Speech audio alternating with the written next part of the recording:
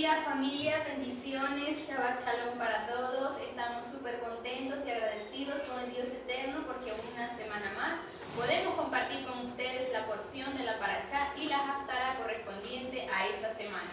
Así que les invitamos a que en este momento pueda tomar sus apuntes, su Biblia y que nos acompañe en este precioso tiempo. Les dejo entonces con mi esposo quien nos va a enseñar la Parashá del día de hoy. Shabbat Shalom para todos, bienvenidos nuevamente. Damos entonces continuidad a la serie de enseñanzas o de porciones que el eterno Dios nos dejó a su pueblo para que nos introdujéramos en él semana a semana. Y en el día de Shabbat, en su día santo, su día señalado, su día especial, podamos sumergirnos en una dimensión diferente al resto de los días de la semana, una revelación mayor que el resto de los días de la semana. Y también por eso estamos acá, comprometidos con el eterno Dios, para continuar compartiendo con ustedes las enseñanzas que el eterno Dios nos da semana a semana en su Torah, en su porción. Porque sabemos que sí está vigente, sigue vigente, el eterno Dios la estableció, Yeshua la vivió y Él es la Torah viviente. Por lo tanto, celebramos su día santo y compartimos a Yeshua en la Torah. Bien, entonces es la porción número 23, tiene por nombre Pekudei, que significa recuento. Es decir, es el recuento de lo que se necesitó para la construcción del tabernáculo en el desierto. La casa del eterno Dios en el desierto, el lugar donde Él iba a morar en medio de su pueblo.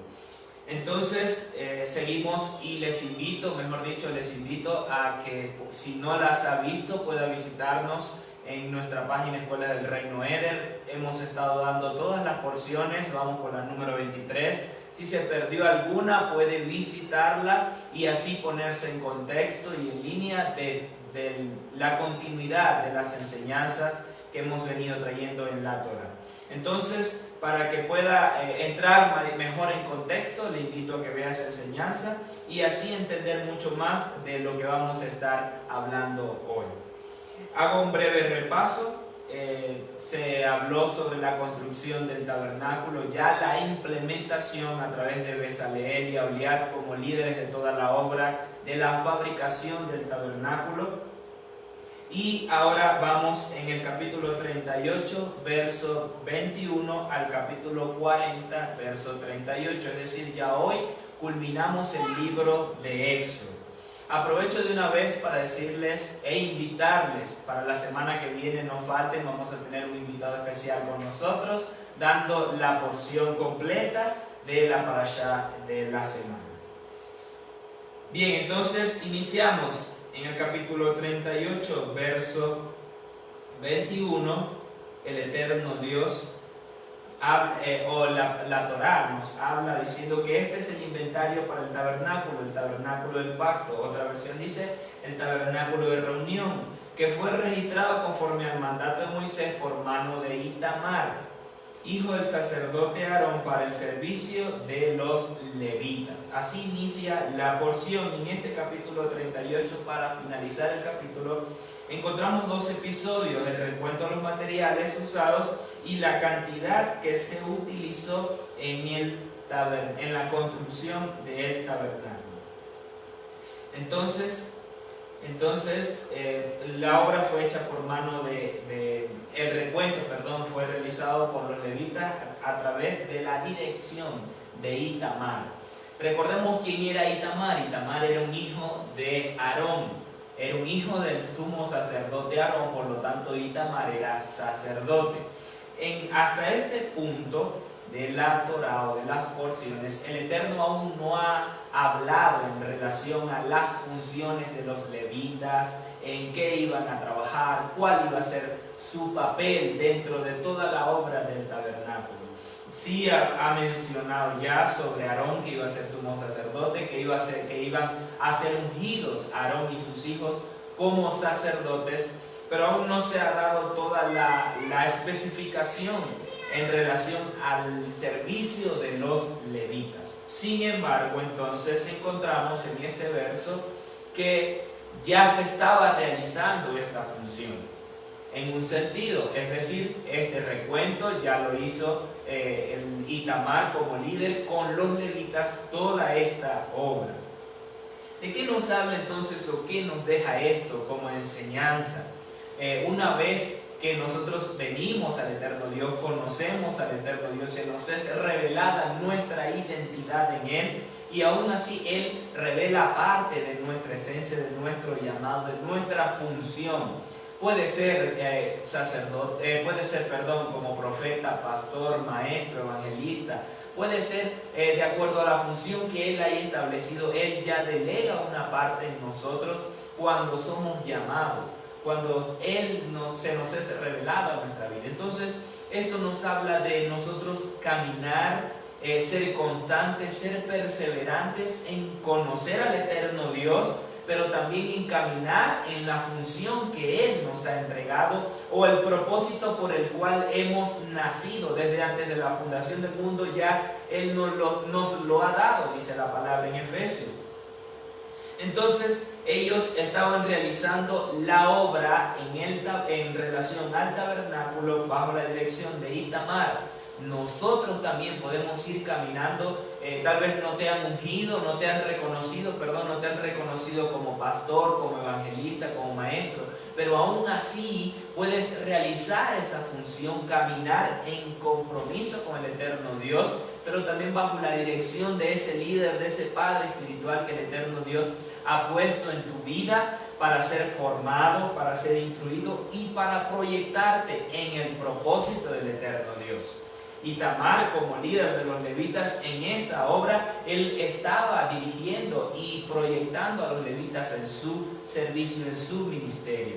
Sí, el eterno Dios ya tenía el plan con ellos, ya los tenía preparados, o mejor dicho, los escogió por causa del pecado del pueblo en el desierto con el becerro de oro, pero ya tenía un propósito desde antes de la fundación del mundo también. El Eterno ya lo sabía que su pueblo iba a pecar con el becerro de oro y que iba a llamar a los levitas para que caminaran en esa función. De la misma forma, el Eterno también te conoce desde antes de que nacieras para una obra específica, y si Él te escogió, entonces también te da la capacidad o las herramientas, los dones, las funciones para realizar ese propósito o para llevarlo a cabo. Solo debemos seguir en su obra, seguir en la construcción, en el establecimiento del reino, porque Él tendrá cuidado de todas nuestras cosas y Él nos capacita para realizar esa función.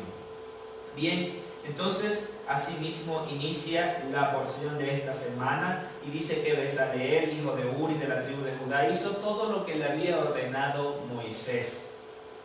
Y con él estaba Oliab, hijo de Isamar de la tribu de Dan, artífice, diseñador y recamador en azul, púrpura, carmesí y lino torcido. Es decir, ya aquí ellos terminan la obra, pero ¿cómo la terminaron? De acuerdo a como Moisés se los había ordenado.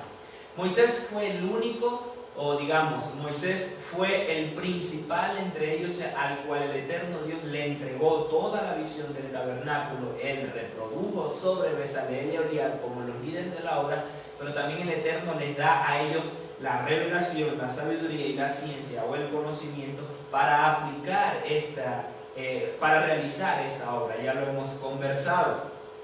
Pero aquí dice que se hizo de acuerdo a como Moisés se lo dijo. Qué importante es que nosotros caminemos en obediencia, firmes, en la dirección que el eterno Dios nos da, su revelación en relación a ese propósito, a ese diseño, pero también de acuerdo a la visión y lo que nos ha delegado el líder para realizar, o el Padre espiritual, para realizar esa obra en relación a X obra que te haya sido asignada o que el Eterno haya revelado sobre tu vida. Entonces hay un acuerdo ahí entre ese Padre espiritual que te imparte, que te delega, y también lo que el Eterno Dios ha revelado sobre tu vida. Hay un acuerdo, va alineado. No es que el líder o el Padre espiritual te da una cosa y el Eterno Dios te habla otra cosa. Entonces, ¿qué vas a hacer? Ahí algo pasa ahí. pero en este caso vemos entonces cómo Bezaleel dirigió toda la obra de acuerdo a lo que Moisés le entregó. Fue obediente, fue alineado en ese trabajo. Bien, entonces, ¿qué nos deja esto? Moisés, un hombre de reino, es decir, un hombre alineado al Dios eterno, con paternidad y que construyó con su pueblo relaciones de reino. Eso nos deja una perspectiva de un liderazgo desde una perspectiva del pueblo de Israel, del eterno Dios, que hay una buena comunicación, una transmisión o una reproducción de la visión que el eterno Dios ha dado y que se reproduce sobre todo el pueblo, sobre todas las personas que el eterno Dios ha puesto ahí para ser instruidas, formadas y proyectadas. También hay una integridad, una transparencia. ¿Por qué razón? Ya lo vamos a ver con las cuentas para la construcción del tabernáculo, o sea, todos estos materiales. Moisés no tomó nada de ellos y todo quedó al conocimiento público de qué fue lo que se utilizó, qué fue lo que se trajo como ofrenda y en qué se utilizó.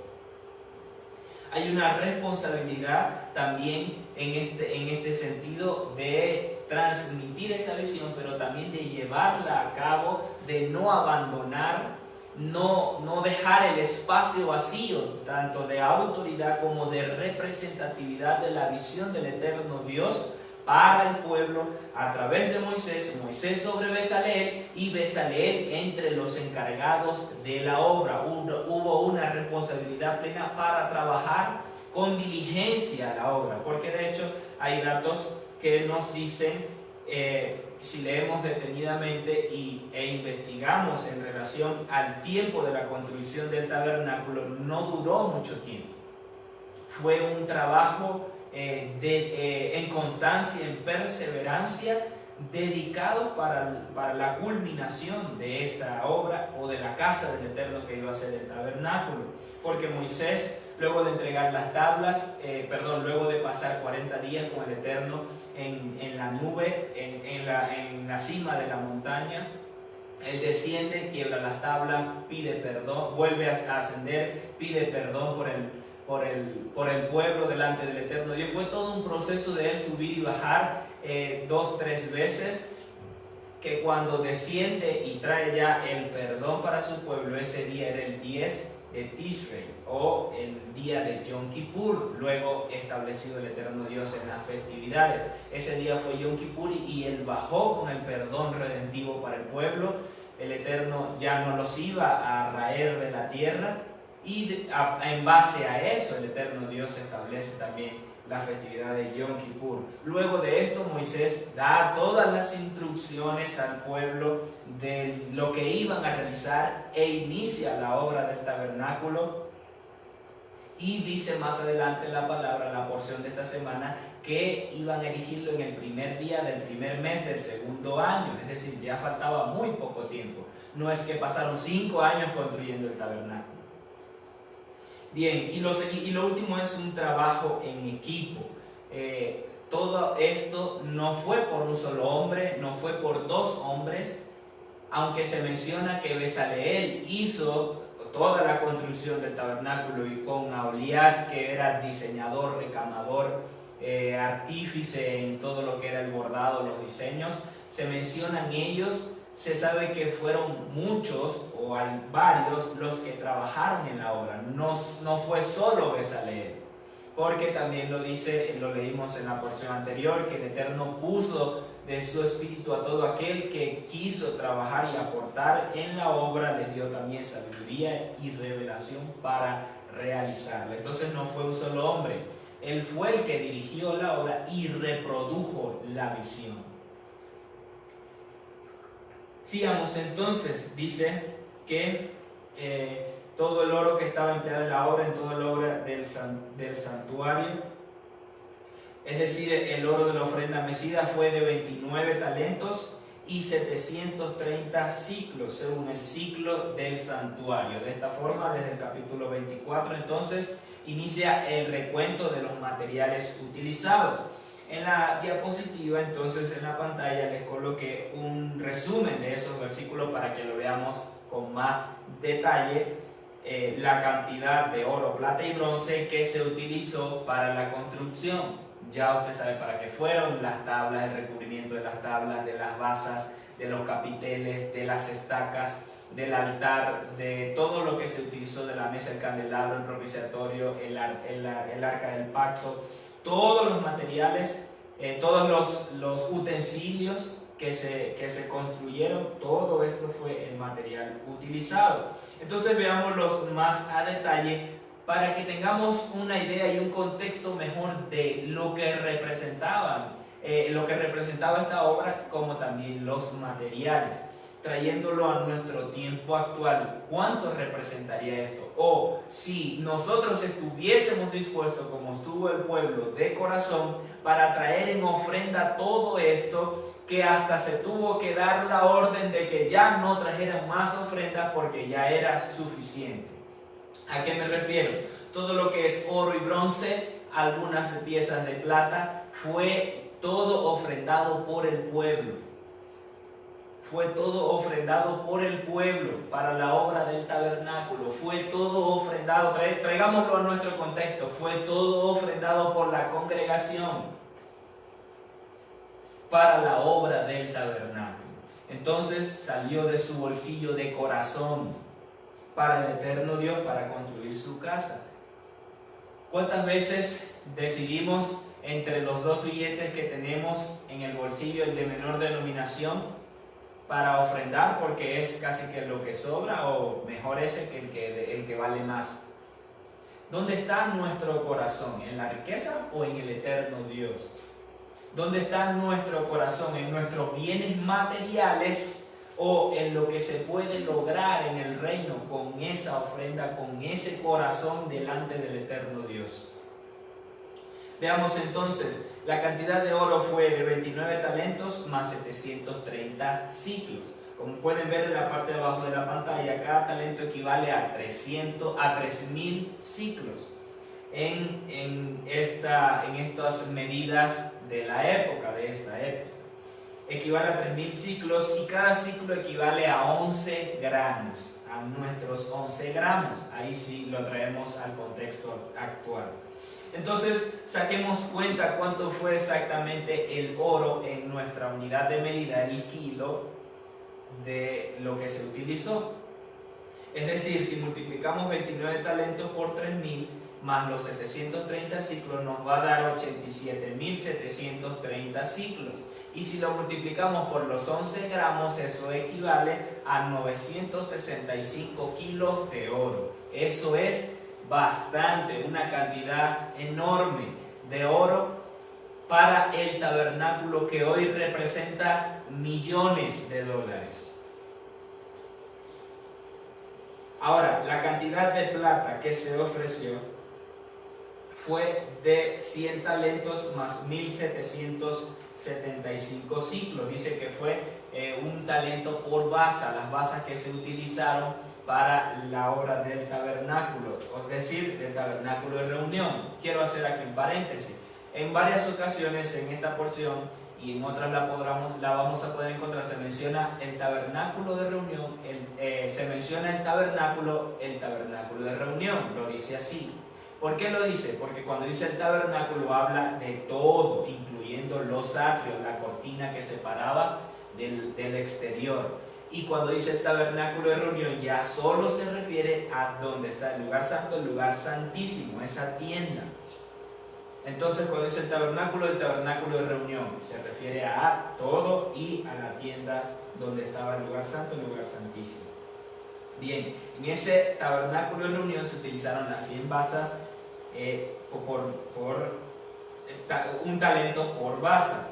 Entonces, si multiplicamos eso de la misma fórmula que ahorita, los talentos por los ciclos, los 3.000, y luego por los 11 gramos, nos da un total de 3.320 kilos de plata. ¿Por qué fue esta cantidad de plata? Dice en el verso 25 y 26, y la plata de los que fueron contados de la congregación fue 100 talentos y 1.775 ciclos, según el ciclo de santuario.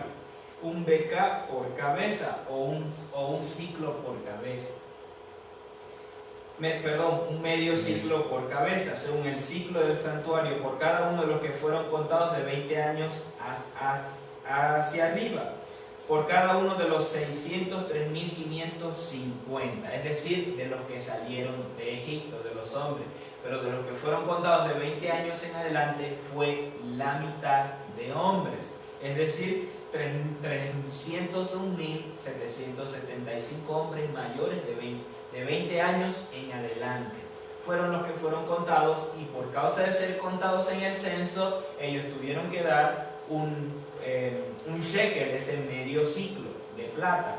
Ya esa parte la hemos conversado, la hemos explicado, puede visitarnos en las porciones anteriores por qué se tenía que dar un shekel luego de ser contado. Así que hubo un total de 301.775 ciclos de plata, que se transforma en 3.320 kilos. Por eso mencioné que el oro y el bronce fue la ofrenda que trajeron. Algunos trajeron plata, pero la plata se reunió por ese medio shekel por el censo. Los siguientes es el bronce, 70 talentos de bronce más 2.400 ciclos, la misma fórmula, entonces nos da el total de 2.336 kilos de bronce. El bronce se usó para las estacas, para capiteles, para el altar para el altar del sacrificio, para el lavacro y otros utensilios del altar. En total fueron 6.621 kilos de los materiales utilizados entre oro, plata y bronce. Una cantidad enorme que la mayoría fue traída en ofrenda por el mismo pueblo de Israel para el eterno Dios. Eso nos deja entonces nuevamente la enseñanza de que nuestras cosas materiales son insignificantes o pasan a segundo, tercer, cuarto lugar en relación al eterno Dios, que debe ser nuestra prioridad, el único en primer lugar en nuestro corazón y por el cual nosotros debemos vivir y conducirnos de acuerdo a su Torá, porque caminando en obediencia, alineado a sus mandamientos, a sus principios, Él derramará de sus bendiciones en nuestra vida, no solo financieramente, sino también físicamente, en salud, en prosperidad. Y cuando prosperidad no hablo solo de términos monetarios, sino en cumplimiento del propósito del eterno Dios en nuestra vida. Seguimos entonces y vamos a entrar un poquito más a detalle de lo que representaban estos materiales o por qué se está haciendo este recuento. Una de las razones es para dejar todo en claro delante de todo el pueblo en qué se usó todo aquello, para que no hubiese alguna duda o alguna intención del pueblo de sacarle algo a Moisés o de culparlo de algo, ya que también él más adelante dice que él no le había tomado a nadie nada y no le debía a nadie nada. Fue un hombre íntegro de corazón delante del eterno Dios, manso y humilde, como lo dice la palabra. Y también para que podamos ver la representatividad de estas cantidades. La plata entonces fue de 3.320 kilos, era el más pesado del tabernáculo, es decir, la de mayor volumen o cantidad empleada para la obra del tabernáculo. Y gran parte de ella utilizó las bases del santuario, del velo, los capiteles de las columnas. En la tienda de reunión hay 100 basas de plata, hablan de la misericordia del Eterno. La plata entonces habla de redención, misericordia, pero también de libertad. La plata, repito, habla de redención, de misericordia. ¿Por qué de redención y de misericordia? Porque la plata o la beca, un beca por cabeza, un shekel por cabeza, era el precio de rescate. Era el precio de rescate por cada uno de los hijos de Israel que fueron contados. El precio que Yeshua pagó por nuestras vidas valía mucho más que el de las piedras preciosas. Y aunque la plata simboliza el dinero, Él pagó con su sangre. Yeshua fue vendido por 30 piezas de plata. Es decir, Él pagó el rescate por nosotros, no solo en ese sentido de ser vendido por la plata, sino también a través de su sangre como el cordero sustituto por todos nuestros pecados, para ser limpiados todos nuestros pecados. Pero veamos algo más que nos da claridad de por qué Yeshua fue sacado del templo, que ya hemos explicado parte también, y fue llevado a un lugar llamado el Gólgota, o conocido como Gólgota de la calavera. Veamos, un beca por cabeza, que es lo que se dice en la palabra, el precio del rescate, eso se traduce en hebreo, es beca la gulgolé. La palabra cabeza es gulgolé, que significa cráneo, calavera. De allí viene la palabra Gólgota, de allí se deriva la palabra Gólgota, que significa el lugar de la calavera, como donde murió el Mesías, donde murió en el madero. El Mesías en Mateo 27:33 lo certifica y lo dice: cuando llegaron a un lugar llamado Gólgota, que significa lugar de la calavera. ¿De qué nos habla entonces? Que Él era el precio de rescate por nosotros. Él era el que iba, Él como ese medio shekel, digámoslo de esa forma, iba a pagar el precio de rescate por todo su pueblo. Nos da entonces luces y revelación, entendimiento a la obra del Mesías en el madero, o por qué debía ser crucificado. Entonces, por eso es importante estudiar la Torá, por eso es importante estudiar los 5 primeros libros de toda la palabra, de toda la Biblia, de toda la Torá. Para nosotros no hay Antiguo Testamento y Nuevo Testamento, es toda una sola del eterno Dios. Por eso es importante estudiarlo, para comprender a profundidad la gran obra del Mesías, la gran obra de redención del Mesías. Más allá de todos los beneficios que nos da, es el también por qué lo hizo. ¿Y dónde está el fundamento? Está en la Torá. ¿Cómo podemos decir entonces que la Torá no está vigente, que la Torá ya no aplica, si fue en la base, el fundamento, en donde estaba todo el plan que Yeshua vino a implementar en su obra de redención? Despertemos, pueblo, a las mentiras del enemigo de Babilonia para mantenernos, porque lo logró por mucho tiempo, para mantenernos fuera de nuestras raíces, de nuestro fundamento. Despertemos y abramos nuestros ojos a la revelación que el eterno Dios está trayendo en este tiempo, haciendo volver a su pueblo, haciéndolo regresar a las raíces, para que podamos identificarnos aún más y que sea plena la revelación de nuestra identidad en Él, para poder comprender así la obra plenamente del Mesías, de redención del Mesías. Sigamos entonces. El bronce equivale, que fueron 2.336 kilos utilizados, representan la justicia y el juicio. Tenía menos peso que la plata. Esto nos enseña que la misericordia del Eterno supera su juicio, como está escrito en Romanos 5:20.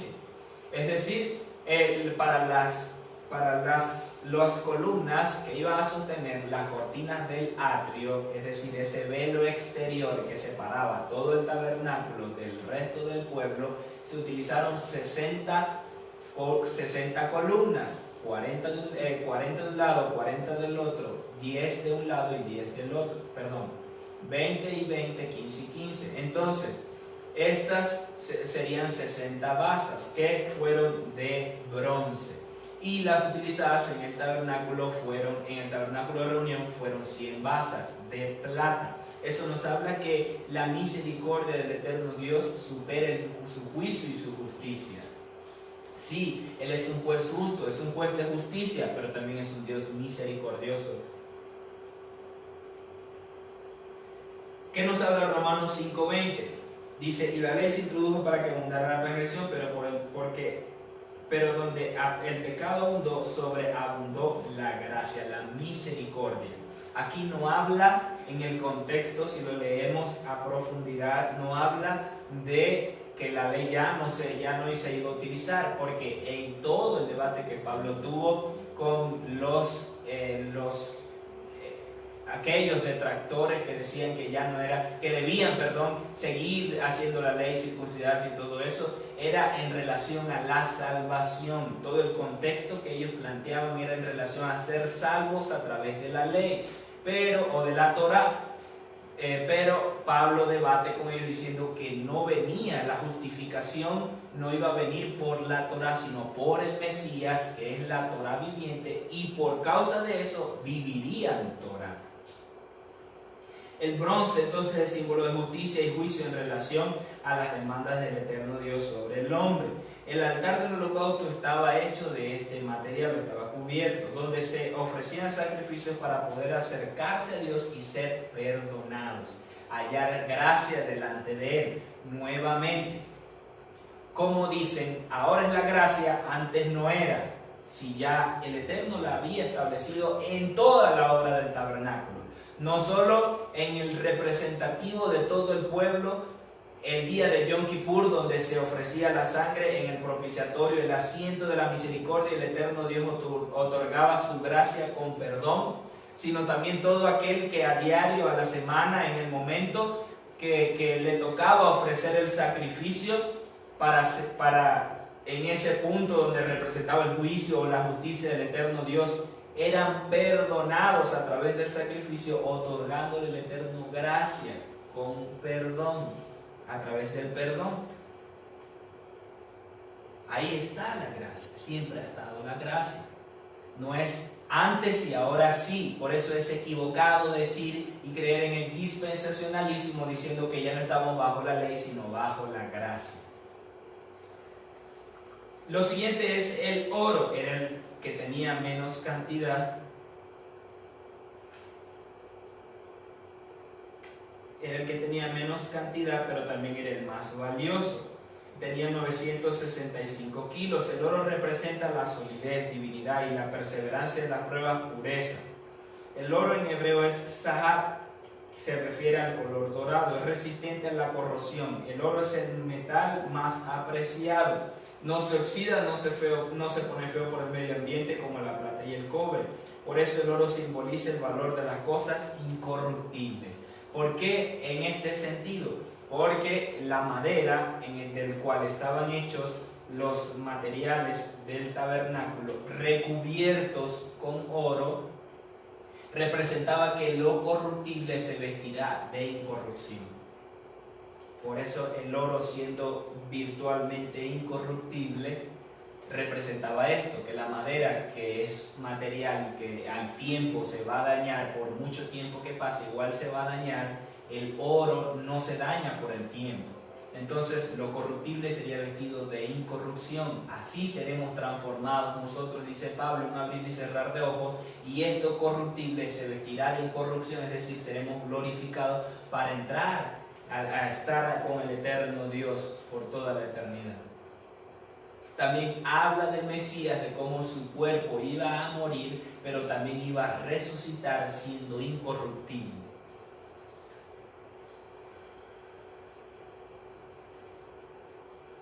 Entonces esto deja las cuentas claras para el pueblo en relación a los materiales del tabernáculo, donde ni Bezalel, ni Oliab, ni Moisés dice que se agarraron nada para ellos, sino que todo fue usado en la obra del tabernáculo. Nos deja una enseñanza de buena administración de la riqueza o de esos bienes valiosos que Moisés implementó con todo ese equipo para la construcción.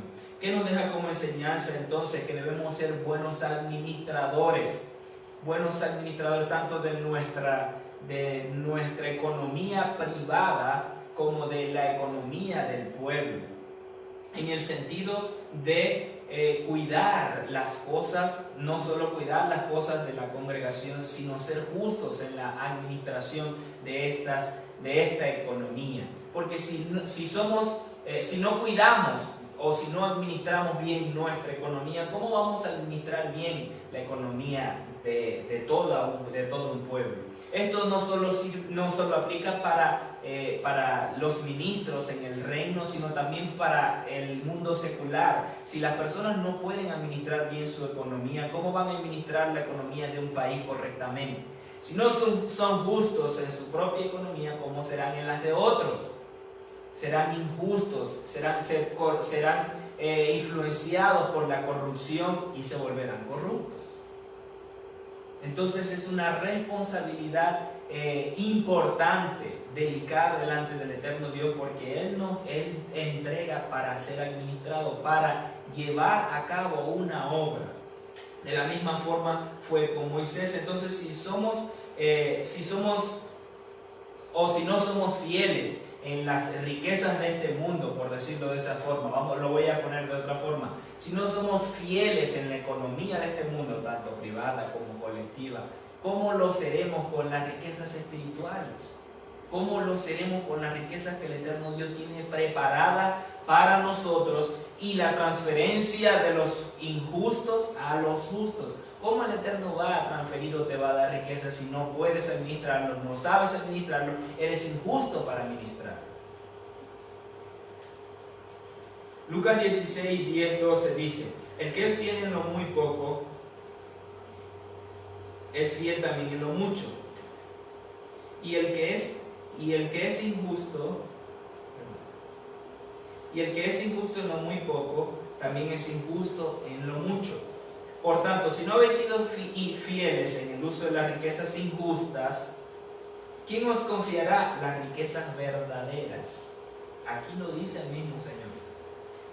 Y si no habéis sido fieles en el uso de lo ajeno, de los demás, en la administración pública, ¿quién os dará lo que es vuestro? Si no somos fieles en aquello que nos entregan, que nos prestan, ¿cómo vamos a ser fieles en lo nuestro, en lo que el eterno Dios tiene preparado para nosotros, que es de Él, pero que nos los da para nosotros administrarlo? No vamos a recibir. Por eso el eterno Dios no entrega a su pueblo lo que tiene preparado para ellos.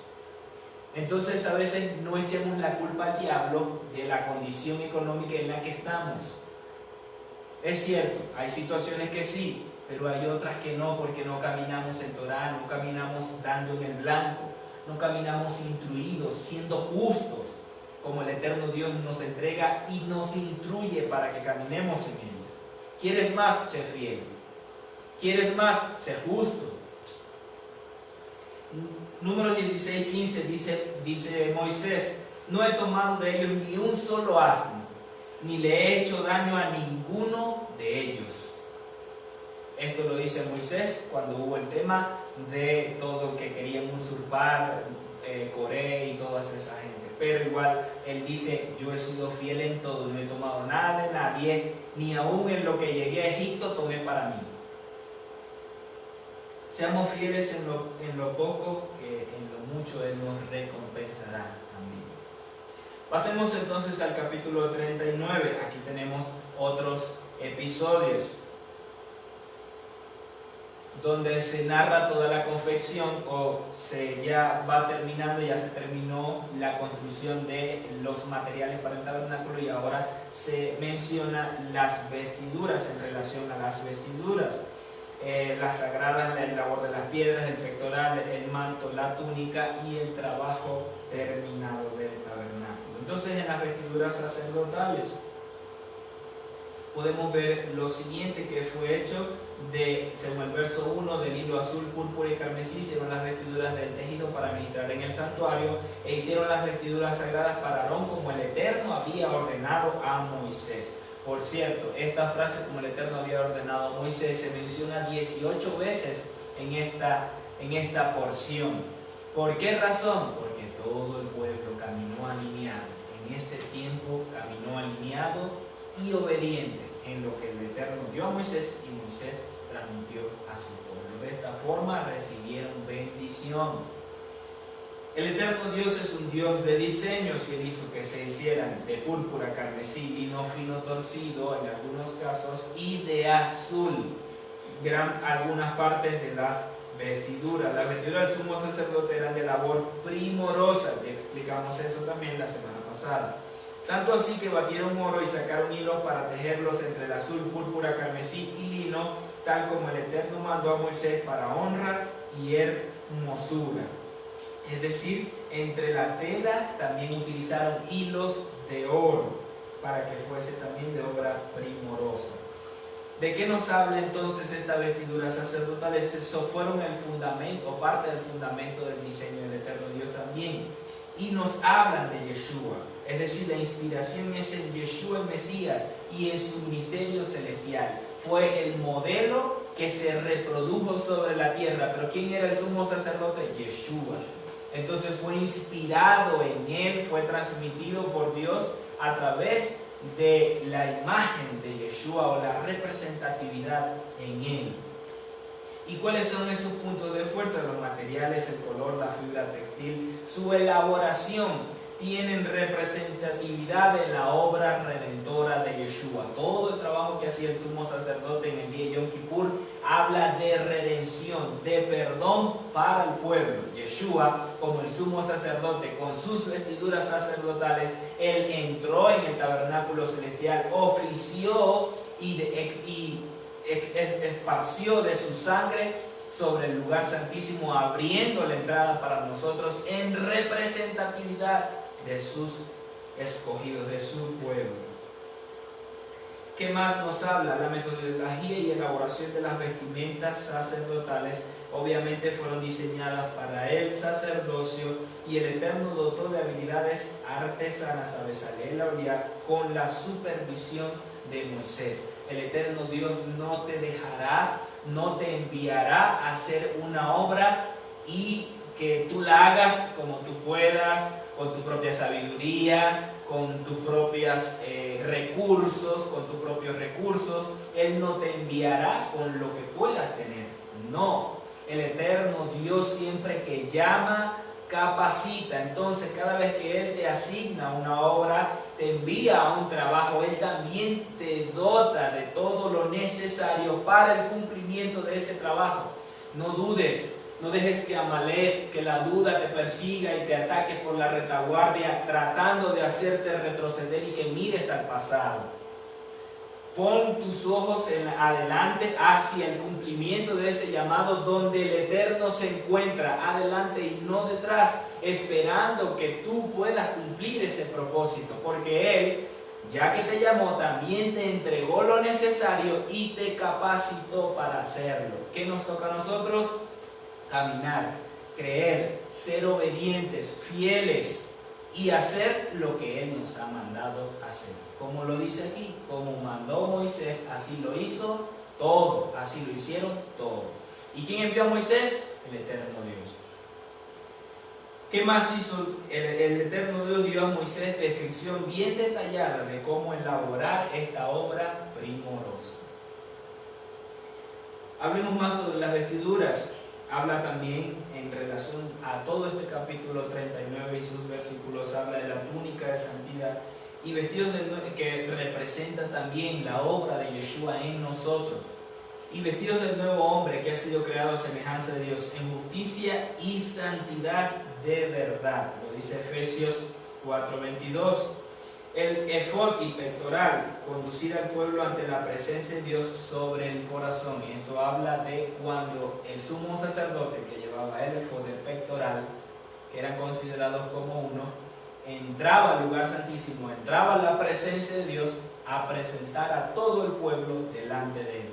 No solo en sus hombros, sino también en su corazón, en el pecho, en el pectoral, con todas las piedras grabadas.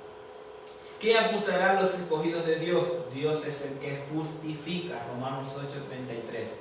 El enemigo intentará siempre acusarte, enviar dardos sobre tu mente. Estás mal, estás haciéndolo mal, no sirves, no tienes la capacidad, no lo vas a lograr, no tienes el suficiente dinero para hacer aquello.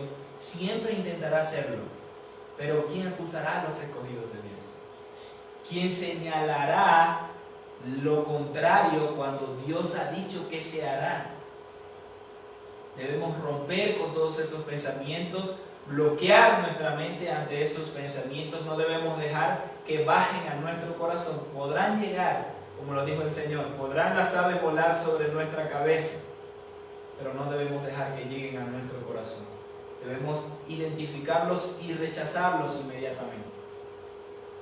El manto del efod recuerda la cercanía a Dios. El que no conoció pecado por nosotros se hizo pecado, para que nosotros seamos justicia de Dios en él. Según de Corintios 5:21. ¿Qué significa esto? Que nosotros y Yeshua somos uno. Él vino a morar en nosotros y ahora somos uno con Él. Por lo tanto, al estar parado frente a Dios, es como si Yeshua estuviese parado frente a Él y Él fue justificado, no fue hallado pecado en Él. Por lo tanto, somos inocentes, porque Él fue hallado inocente. ¿Por qué somos inocentes? Porque fuimos ahora limpiados y estamos como Yeshua delante del eterno Dios. La mitra, gracia delante de Dios o santidad al Eterno, también decía la mitra. Cuando el sumo sacerdote cumplía sus funciones en el Mizkan, en el tabernáculo, y debía llevar esa mitra, esa placa de oro que decía santidad al Eterno, que también conversamos de ello. Bien, ahora mencionemos sobre las piedras del pectoral, y las piedras eran conforme a los nombres de los hijos de Israel, 12 según los nombres de ellos, como grabaduras de sello, cada una con su nombre según las 12 tribus. Hay mucha discusión y opinión en relación a las piedras del pectoral, de cómo estaban organizadas, de cuál iba primero, de a qué tribu o a qué hijo representaba. Y para mí, más allá de entrar en ese tema, es saber que todos ellos entraban a la presencia del eterno Dios. Todos ellos podían, en ese sentido, podían estar delante del Eterno y hallar la gracia para ser perdonados de los pecados, y el sumo sacerdote entraba con ellos. Era como si él entrara con todo el pueblo delante del eterno Dios. Entonces, más allá del orden, yo sé de que todos ellos estaban en las piedras. Podríamos decir que fueron puestas en orden de acuerdo a los colores de las piedras, por sus estandartes en relación a las tribus. Podríamos decir que fueron colocadas de acuerdo a las bendiciones que fueron dadas a cada uno de ellos. Podríamos decir que fueron colocadas de acuerdo a cómo iban a estar acampados alrededor del tabernáculo, como el eterno Dios lo dijo. Podríamos decir que estaban colocadas en el orden en el cual iban a marchar cuando debían levantarse y seguir su jornada en el desierto. Hay muchas opciones y el eterno Dios no dice en qué orden iban a ser en relación a nombre específico. Primero va a ser esta o esta o esta o esta. Pero también se usa un orden de mayor a menor, donde Rubén era el mayor y Benjamín era el menor. Entonces, como les digo, más allá de decir es así, lo importante es que todos entraban a la presencia del eterno Dios. Luego de esto, entonces, es acabada la obra del tabernáculo, de su fabricación. Dice el verso 32 al 43. Así fue acabada toda la obra del tabernáculo de la tienda de reunión, y los hijos de Israel hicieron según todo lo que el Eterno había ordenado Moisés, así lo hicieron. Nuevamente encontramos la frase. Entonces llevaron a Moisés el tabernáculo y la tienda, los utensilios, sus ganchos, sus tablones, sus travesaños, sus columnas y sus basas, y todos los materiales, las pieles de tejones de carnero teñida, el altar de bronce, todos los materiales del tabernáculo lo llevan a Moisés. Y vemos en el verso 43, y vio Moisés toda la obra, y aquí habían hecho como el Eterno había mandado, y los bendijo. Voy a repetir nuevamente en otra versión. Y vio Moisés toda la obra, y aquí la habían hecho tal como el Eterno había ordenado, así la hicieron, y Moisés los bendijo. Es decir, no fue por voluntad de Moisés que se hizo todo aquello, fue porque el eterno Dios así los dirigió. Le entregó la visión a Moisés y él la reprodujo. Entonces, ¿qué hacemos nosotros a veces caminando en nuestra propia voluntad? ¿Qué hacemos a veces caminando en la propia voluntad del líder de la congregación, de la cabeza de la congregación, si no está alineado al Dios eterno? Debemos estar alineados al Dios eterno, no importa quién no esté alineado, que queriendo dirigir a un pueblo, debemos buscar la dirección del eterno Dios primeramente. Asegurémonos de estar alineado al Dios eterno. Y dice que Moisés los bendijo por causa de aquello. Entonces la bendición vino por la obediencia, por hacerlo de acuerdo al diseño. Entonces la bendición del eterno Dios vendrá a nuestra vida de acuerdo a nuestra obediencia en su propósito, en su diseño en nuestra vida. ¿Por qué nos quejamos entonces muchas veces que tengo esta condición, que estoy en esta situación, que este es el diablo? Ya va. Hay ocasiones en que sí es el enemigo, pero hay ocasiones en el que nosotros estamos desalineados del Dios eterno. Busquemos primeramente la dirección, la voluntad del Eterno, y entonces sí, identifiquemos ahora, estoy alineado, estoy caminando, estoy fiel y he sido fiel. ¿Por qué me está sucediendo esto? No.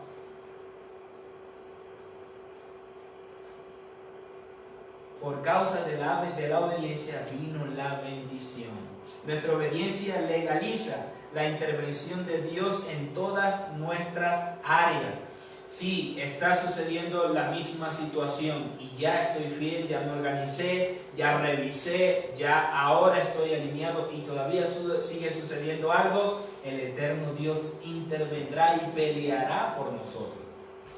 Esa es otro contexto, otra ocasión, pero también puede ser una circunstancia que el eterno Dios ha puesto en nuestra vida para instruirnos, para formarnos, para pulir algo en nosotros y que podamos subir de escalón.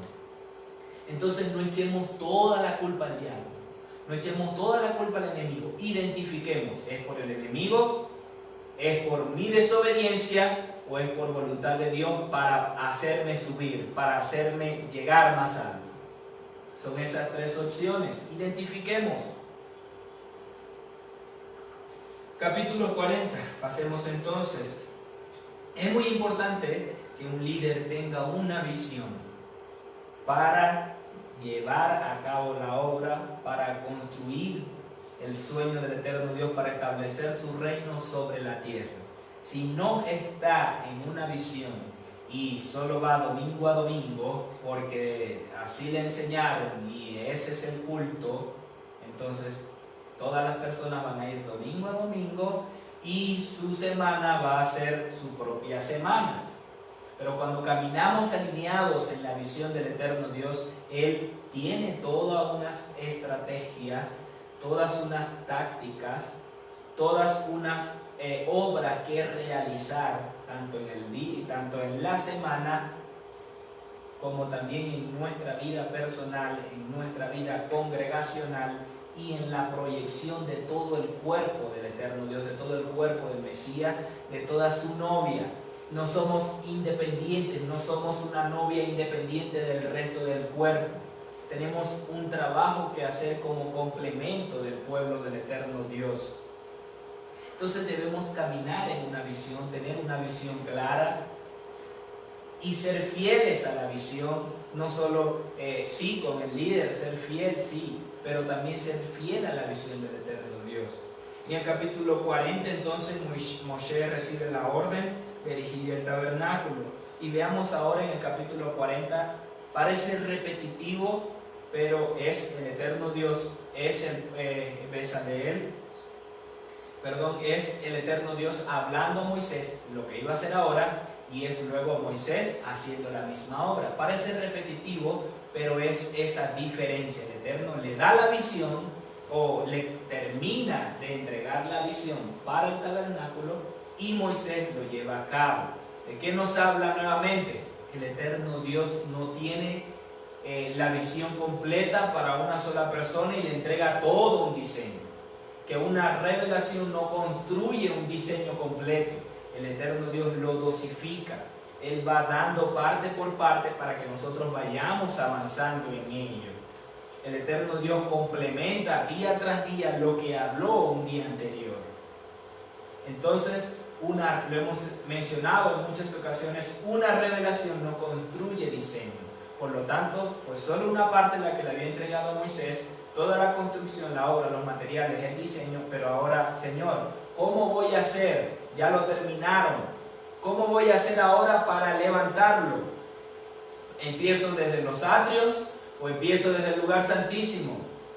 ¿Cómo hago? Es la dirección del eterno Dios. Aunque creamos tener la mayor visión o la visión completa, debemos consultar al eterno Dios cada día para ver qué hacer y confirmar lo que el eterno Dios ha puesto en nosotros. Dice que el Eterno habló a Moisés diciendo: en el primer día del mes, en el mes primero, harás levantar el tabernáculo de la tienda de reunión. Vamos a especular diciendo que terminaron un mes atrás. Moisés pudo haber dicho: bueno, vamos a levantarlo, vamos a construirlo, armen aquí, armen allá, tiren la cortina y ya, construimos. Hubiese sido sencillo, pero él buscó la dirección del Eterno. Nuevamente lo vemos acá. Y el Eterno le dice: en el primer mes, en el primer día del primer mes del segundo año. En este día, de hecho, se inician las labores del servicio en el tabernáculo. Fueron establecidas de esta forma. Y pondrás allí el arca del testimonio y cubrirás el arca con el velo. ¿Qué dice? Está diciendo que inicie desde adentro hacia afuera. Ahora sí tiene una visión clara. Ahora sí tiene el diseño completo para la culminación del tabernáculo. No dejemos salir nuestro orgullo, nuestra altivez, diciendo que ya lo sabemos todo, porque el eterno Dios te va a dar más. Entonces seamos humildes, seamos mansos y glorifiquémonos en lo que hemos recibido, porque mañana vamos a recibir más. Y pondrás allí el arca del testimonio y cubrirás el velo. Introducirás la mesa, arreglarás sus utensilios y arreglarás el candelabro y harás encender sus lámparas. Luego pondrás el altar de oro para el incienso frente al arca del testimonio y colocarás la cortina a la entrada del tabernáculo. Moisés entonces fue erigiendo de adentro hacia afuera, el eterno Dios dándole las especificaciones de la ubicación de los objetos y cómo iban a estar organizados. Dice que luego de esto, después del tabernáculo de reunión, iba a colocar el altar, luego la fuente, iba a hacer todo esto, iba construyendo y hasta que terminara con el atrio, para después pasar a ungir a Aarón y a sus hijos, como lo continúa diciendo en los versículos.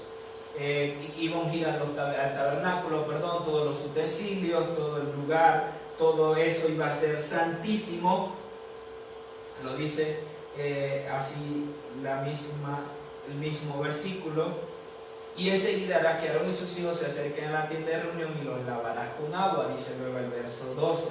Vestirás a Aarón las vestiduras sagradas y los ungirás y los consagrarás para que sean mi sacerdote.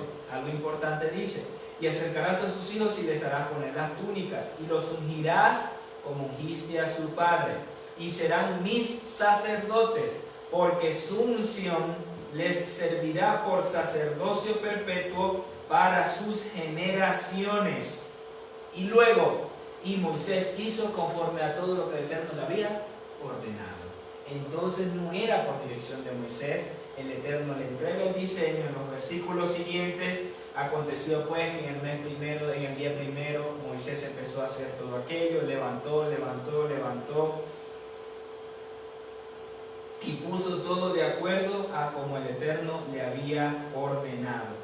Y vemos algo muy importante, que mientras Moisés levantó y erigió el tabernáculo, él ofició de primero en el tabernáculo, quemó el incienso, encendió las lámparas, ofreció sacrificio, hizo todo aquello en lo cual ahora iban a trabajar Aarón y sus hijos. Y como lo acabamos de leer, esa unción les servirá como sacerdote o para su servicio por sus generaciones. El eterno Dios nos ha llamado a nosotros, segunda de Pedro, como reyes y sacerdotes, primera Apocalipsis 1:6, como reyes y sacerdotes, como una nación sacerdotal, y Él nos ha delegado la unción, esa capacitación sacerdotal y también esa capacitación como reyes. A través de Yeshua por las generaciones, esta unción y esta capacitación ha venido en nuestra vida para ser sacerdotes,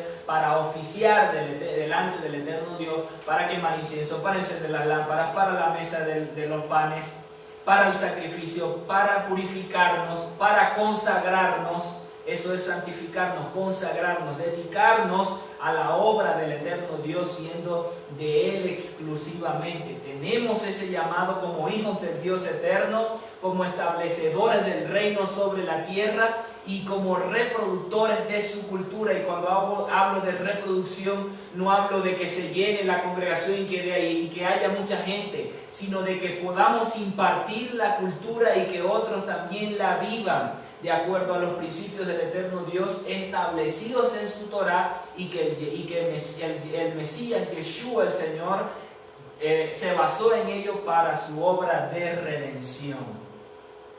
No somos los evangélicos que van de domingo a domingo a una congregación y viven su vida light. Somos agentes de cambio en la sociedad. Somos transformadores, somos llamados para golpear, para hacer retroceder las tinieblas. Somos mucho más de lo que pensamos. Somos la novia del Rey de Reyes y Señor de Señores. Vamos a ir terminando entonces.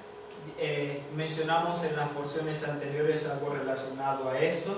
El lugar santísimo, el lugar santo y los atrios nos hablan de las tres partes o de la esencia de nuestro ser, espíritu, alma y cuerpo. Tenemos tres tipos de luz, importante este dato. Tenemos tres tipos de luz acá en el lugar santísimo, el lugar santo y en los atrios. En el lugar santísimo, la gloria del eterno Dios, que también representa la vida y su pacto que fueron introducidos en el arca. La luz que resplandece de la gloria del eterno Dios. Tenemos en el lugar santo la siguiente luz, es la que emana la lámpara o la menorá, que es la luz de Yeshua. Es decir, la verdad que nos hace libre, la que nos abre nuestros ojos y nos permite ver quiénes somos y quién es Él, y nos da la revelación, muchas cosas más. Encontramos la menorá, el altar del incienso y la mesa de los panes. Y en los atrios la otra luz es la del sol, la que estaba sobre todo ese lugar, obviamente por la lumbrera que el eterno Dios colocó. Y nos habla del camino de entrada al eterno Dios, a ese proceso de sacrificio, de muerte, para vivir de acuerdo a su cultura. Ahí está ubicado el altar de sacrificio, el lavacro o la fuente. Entonces, como lo dijimos, el lugar santísimo es el espíritu, el lugar santo representa el alma y en los atrios representa el cuerpo. Y confirmamos, el reino se construye de adentro hacia afuera. Primero debemos transformarnos nosotros, someternos a la voluntad del eterno Dios nosotros mismos, para entonces transformar afuera, transformar nuestro alrededor, impactar nuestra sociedad.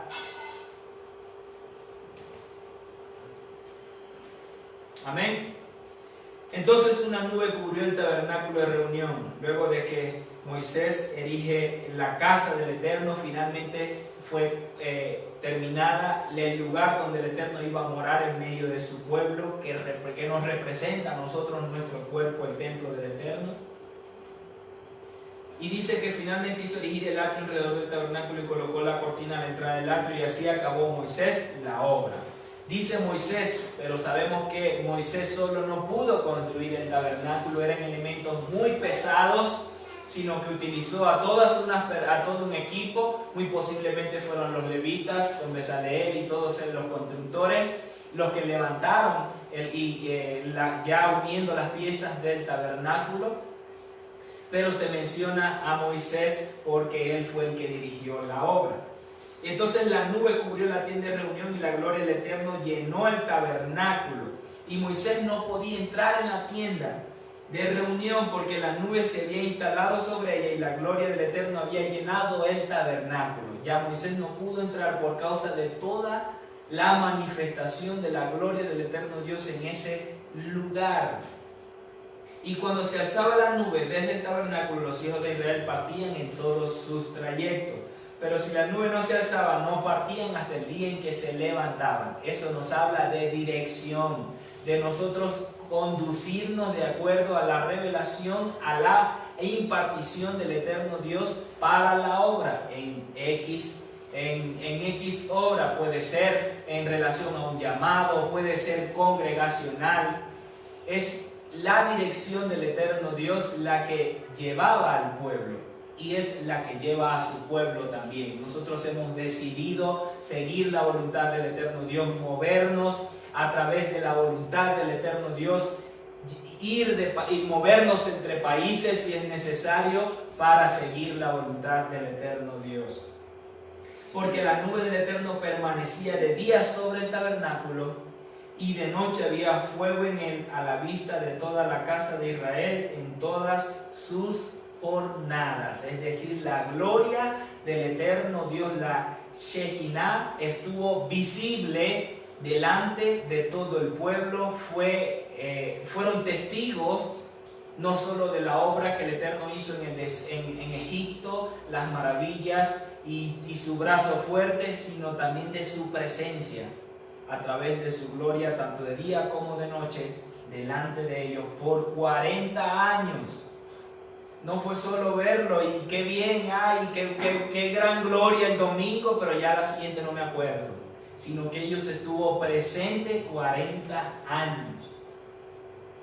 Aún así el pueblo se quejó, aún así el pueblo falló delante del eterno Dios. Entonces no nos acostumbremos, no seamos ligeros en relación al eterno Dios. No nos acostumbremos, sino que busquemos más. Atesoremos lo que acabamos de presenciar. Atesoremos lo que el eterno Dios ha dado, nos ha mostrado, en lo cual nos ha introducido. Pero no seamos ligeros con esa gran gloria que hayamos recibido, porque vendrá más. El Eterno nos lleva de gloria en gloria, de Shabbat en Shabbat, y vendrá más sobre nuestra vida. Bien, de esta forma entonces terminamos la porción de esta semana con las especificaciones el recuento de la construcción y del material utilizado. Veamos entonces la sección de Yeshua en la Torá, para entonces pasar a la Haftarah. Veamos, hizo también el pectoral de la obra primorosa. Esto nos habla más de Yeshua y seguimos hablando más de Yeshua y llevándolo más a Él, porque Él es la Torá viviente. Hizo también el pectoral de obra primorosa como la obra del efod de oro, de azul, púrpura, carmesí y lino torcido, en Éxodo 39:8.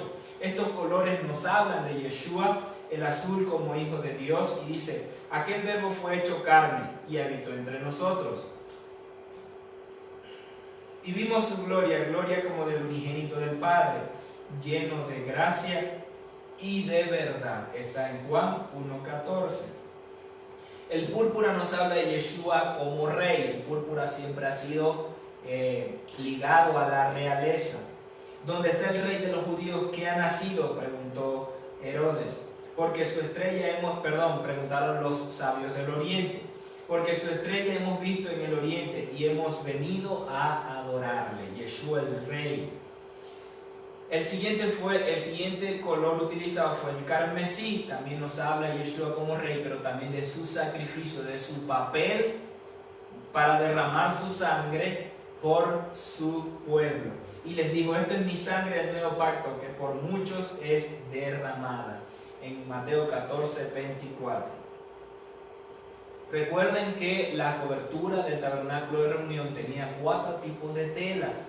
Las de obra primorosa, que era esta de azul, púrpura, carmesí, lino torcido, pero también una de pieles de carneros tejidas, pieles de cabra, teñidas de rojo, pieles de carnero y pieles de tejones. Esa piel teñida de carmesí o de rojo también habla de la obra redentora del Mesías. El lino torcido, Yeshua como el hombre perfecto, como el que no conoció pecado, como el limpio, el puro, el resplandeciente. porque no tenemos un sumo sacerdote que no pueda compadecerse de nuestras debilidades. Es decir, no tenemos un sumo sacerdote que tiene pecado, que falla, que tiene que oficiar por sí mismo, sino uno que fue tentado en todo según nuestra semejanza, pero sin pecado, haciendo la comparación de Aarón con el Mesías, que él no tuvo que ofrecer por sí mismo porque no pecó, no fue hallado pecado en él y fue hallado justo, limpio. En cambio, Aarón debía ofrecer por sí para entonces ofrecer por el pueblo. ¿De qué más nos habla Yeshua? Y lo mencionamos, repasamos un poco más, de las vestiduras sacerdotales. Nos habla de vivir plenamente en la presencia de nuestro Padre, o ser representantes del Eterno ante los hombres. Otro papel como sacerdotes a través de Yeshua es ser los representantes de los hombres como sacerdotes ante el Eterno Dios, así como lo hacían los sacerdotes cuando ofrecían y hacían todo el servicio del tabernáculo. Orando en todo tiempo con toda oración y súplica en el Espíritu y velando en ello con toda perseverancia y súplica por todos los santos. Es uno de los papeles o de las funciones como sacerdotes. Ser la justicia de Dios en la tierra, también nos habla las vestiduras. Mas vosotros sois linaje escogido, real sacerdocio, nación santo, pueblo adquirido por Dios para anunciar las virtudes de aquel que nos llamó de las tinieblas a su luz admirable. Lo dice 1 Pedro 2:9. Enfrentar con autoridad al enemigo y sacarlo de los territorios donde el reino de nuestro Padre tiene que ser establecido, es decir, hacer retroceder las tinieblas y establecer el reino allá donde el Eterno nos ha enviado. Vestidos de toda la armadura de Dios para que podáis estar firmes contra las acechanzas del enemigo. ¿Qué más nos habla de Yeshua? Y es todos los utensilios, los muebles, dentro del tabernáculo. El altar de bronce simboliza esa entrada, exige sacrificio, es decir, cada vez que alguien entraba debía ofrecer sacrificio ante el altar de bronce. La fuente de bronce es lo que necesitaban purificarse para realizar el servicio. Los panes de la proposición hablan de ser alimentados y nutridos, tanto de la palabra del Eterno Dios, tanto de Yeshua, o sea la Torah, Yeshua, como también de la relación con el Eterno Dios. Ese día en Shabbat, porque esos panes se ponían de Shabbat en Shabbat. En la menorá, en la provisión de la luz para que podamos ver la revelación de Yeshua y nuestro caminar con Él. El altar del incienso habla de la alabanza y la oración. El arca del pacto habla de la presencia del Eterno Dios y su Torah escrita en nuestros corazones. El velo habla del camino para la presencia de Dios, en este caso para el pueblo. El velo estaba ahí y ellos no podían entrar. No tenían permitido entrar a la presencia del Eterno Dios. Pero Yeshua murió y todo esto representado en la obra de Yeshua. Él murió para darnos acceso al Padre Celestial, porque la misma palabra dice que el velo se rasgó de arriba hacia abajo y ahora tenemos libre entrada al trono de la gracia. Así que, hermanos, teniendo libertad para entrar al lugar santísimo por la sangre de Yeshua, por el camino nuevo y vivo que Él nos abrió a través del velo, esto es su carne, al morir por nosotros. Bendito es el Eterno Dios que envió a Yeshua como su Hijo, como el Cordero Santo, preparado desde antes de la fundación del mundo, para derramar su sangre por nosotros. Bendito eres, Yeshua, porque te ofreciste no yendo en tu voluntad, no yendo en tu propio corazón, sino haciendo la voluntad del Padre. Por eso tenemos libre entrada al Padre Eterno y tú eres nuestro Rey. Yeshua como el Mesías es el tabernáculo, la ofrenda, el sacrificio, el verdadero sacerdocio según el orden de Melquisedec. Él es todo, Él es el principal, el primero en nuestra vida, para que nosotros de igual manera como hijos y sacerdotes actuemos con esa misma autoridad, con esa misma representatividad, convirtiéndonos en un altar de adoración que permita la manifestación y el establecimiento de la gloria del eterno Dios para la bendición de las familias sobre la tierra. No es por nosotros, no es por ser los más glorificados, los que tienen más unción, los que hacen más milagros, sino para la bendición de las familias del eterno Dios sobre la tierra.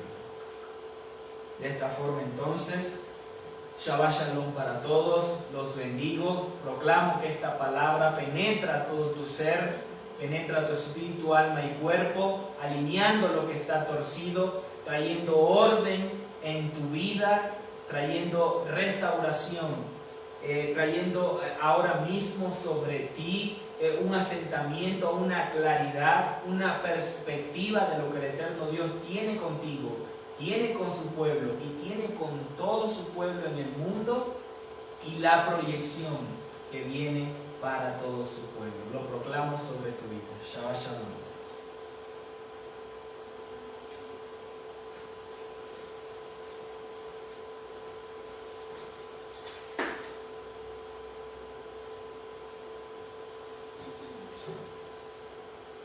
Habiendo entonces escuchado la parashá correspondiente a esta semana número 23, damos paso para ver la haftará o la porción de los profetas correspondiente a esta semana.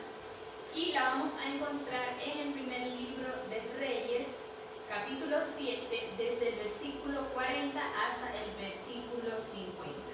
Esta haftará es un poco corta, resumida, pero vamos a estar viendo de qué nos habla. Y tal como lo vimos en la parashá, en la porción de la parashá de esta semana, que fue un recuento de lo que ya el Dios eterno le venía hablando, le venía instruyendo a Moisés para lo que era la edificación del tabernáculo, de la misma manera, y de esta forma se relaciona la haftará de esta semana, ya que vamos a continuar y vamos a hacer también un recuento de lo que fue la edificación del templo de Salomón.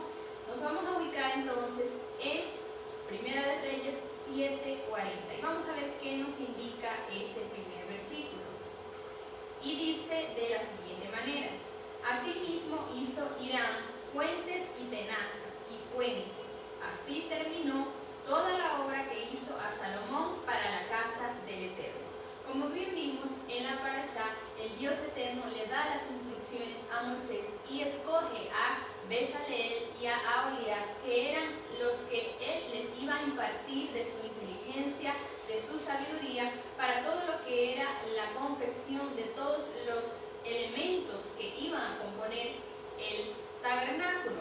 Acá también podemos ver esa similitud, ya que en la haftará el Padre Eterno escoge a Hiram, a este hombre, para que él también sea el que llevara a cabo la edificación del templo en Primera de Reyes. Y tal como lo hemos visto en nuestros estudios anteriores, hablamos de Hiram, el especialista en bronce, y aclaramos que este Hiram no es el mismo, o no es el Hiram, el rey, donde se menciona en otras partes de la escritura.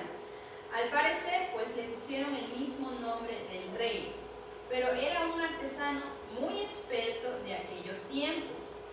Y dijimos que fue él quien hizo para el templo todas las piezas finas de escultor y los elementos que fueron hechos de hierro, de bronce, de oro. Señalamos que su trabajo era sumamente elaborado y que era lo que Salomón quería. También se menciona de este hombre Hiram, así como se mencionó de Bezaleel, que también fue lleno de sabiduría y de inteligencia. Entonces estamos viendo acá las similitudes entre la parashá y la haftará, que el Padre Eterno da los diseños, pero también escoge a las personas que van a llevar a cabo, por decirlo así, ese diseño. Y se menciona en ambos casos que estos hombres de Dios fueron llenos de su sabiduría, de su inteligencia para llevar a cabo ambas obras. Los siguientes versículos que componen esta haftará, como les dije anteriormente, nos hacen ese recuento de lo que se utilizaba o de lo que se realizó para la edificación, en este caso, del templo. Dice entonces la escritura en el versículo 41, que realizaron, o que se elaboraron 2 columnas, los capiteles redondos que estaban en lo alto de las 2 columnas. También se hicieron 2 redes que cubrían los 2 capiteles redondos que estaban sobre la cabeza de las columnas, que habían 400 granadas para las 2 redes, 2 hileras de granada en cada red para cubrir los 2 capiteles redondos que estaban sobre las cabezas de las columnas. Realizaron las 10 basas, las 10 fuentes sobre las basas y un mar con 12 bueyes debajo del mar. También se realizaron calderos, paletas, cuencos y todos los utensilios que Hiram hizo al rey Salomón para la casa del Eterno. Y se menciona que esto se realizó de bronce bruñido. Dice el verso 46 que todo lo hizo fundir el rey en la llanura del Jordán, en tierra arcillosa entre Sucot y Zaretán. Y no inquirió Salomón el peso del bronce de todos los utensilios por la gran cantidad de ellos. Entonces hizo Salomón todos los enseres que pertenecían a la casa del Eterno. Dice que hizo un altar de oro, una mesa también de oro, sobre la cual estaban los panes de la proposición. Realizaron también 5 candeleros de oro purísimo a la mano derecha y otros 5 a la izquierda.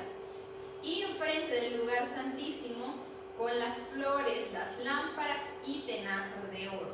El último versículo dice: asimismo los cántaros, despabiladeras, tazas, cucharillas e incensarios de oro purísimo, también de oro las quiciales de las puertas de la casa de adentro del lugar santísimo y los de las puertas del templo. De esta manera entonces se hace ese recuento y se menciona algunas de las cosas que se realizaron para la edificación del templo. Vamos a ver ahora unas pequeñas diferencias, o algunas, mejor dicho, de las diferencias entre lo que fue el tabernáculo de Moisés y el templo de Salomón. En el tabernáculo se dice que tenía una sola entrada, el templo tenía 6 entradas.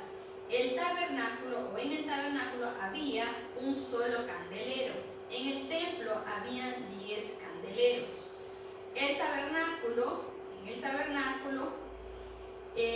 el atrio había una fuente de metal. En el templo, en el atrio del tabernáculo, Salomón puso el mar de bronce, teniendo como basas 12 bueyes más las 10 fuentes de metal.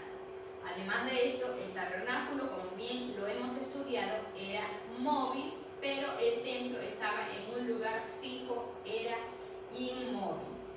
De esta manera vimos algunas de las diferencias que tenían el tabernáculo y el templo, sin antes mencionar que no quiere decir que uno era más valioso que el otro o que uno era mejor que el otro. En ambos casos, en lo que hemos venido estudiando estas semanas anteriores, todo lo que vimos en la Parashá, y también hemos venido haciendo un seguimiento en la Haftará, en ambos casos el Padre Eterno da el diseño, da las instrucciones de lo que Él quería que se hiciera. Quiere decir entonces que no quiere decir que uno era mejor que el otro, que uno valía más que el otro, no. Ambos fueron dirigidos por el Dios Eterno y en ambos casos el Padre da el diseño. Y es el punto que quiero tratar para finalizar la Haftará de esta semana. Y es que Dios es un Dios de diseños. Vamos a corroborar esto con los siguientes versículos que vamos a estar leyendo. Por ejemplo, en Éxodo 25:9 dice: conforme a todo lo que te voy a mostrar, conforme al diseño del tabernáculo y al diseño de todo su mobiliario, así lo haréis. Acá es el Padre hablándole a Moisés en cuanto a la edificación del tabernáculo. En Éxodo 25:40 también vemos que dice: y mira que lo que hagas según el diseño que te ha sido dado, mostrado en el monte. Y en Primera de Crónicas 28:19 dice: todas estas cosas, dijo David, me fueron trazadas por la mano del Eterno, que se hizo entender en todas las obras del diseño. Y es entonces lo importante que podemos resaltar nosotros en el estudio de esta semana, que el Dios eterno es un Dios de diseños, es un Dios de propósito. Y así como lo vimos también, que el Padre al que llama, autoriza, también tiene que ver con todo esto. ¿Por qué? Porque, como lo estudiamos en algún momento también, cuando el Padre eterno le da a Noé el diseño también del arca, obviamente Noé no sabía lo que tenía que hacer, nunca había escuchado lo que era la palabra arca, pero aún así él fue obediente y llevó a cabo el diseño de lo que el Padre eterno le dijo. De esta misma manera podemos ver que Moisés y que Salomón llevaron a cabo el diseño de lo que el Dios eterno le había dicho. ¿Qué es lo importante en todo esto? No alterar el diseño a nuestra conveniencia, a nuestra manera, a nuestra forma de pensar, sino de llevar a cabo las cosas como el Padre eterno nos guía, nos dirige y nos instrucciona. Estos hombres de Dios no alteraron el diseño, sino que llevaron a cabo la obra de Dios como Él le había encomendado. Y otra cosa también muy importante acá es que todo lo que se utilizó, todo lo que hacían era con lo mejor que tenían, y que la congregación también fue partícipe de todo esto. También fue partícipe porque ellos fueron los que llevaron, los que entregaron los elementos, los materiales que se iban a utilizar. Ya para finalizar entonces quiero dejarles esto como perla y como enseñanza, que nuestro Dios es un Dios de diseños y que debemos de hacer las cosas, de implementar las cosas como Él nos ha indicado. Shabbat Shalom para todos, gracias por habernos acompañado una semana.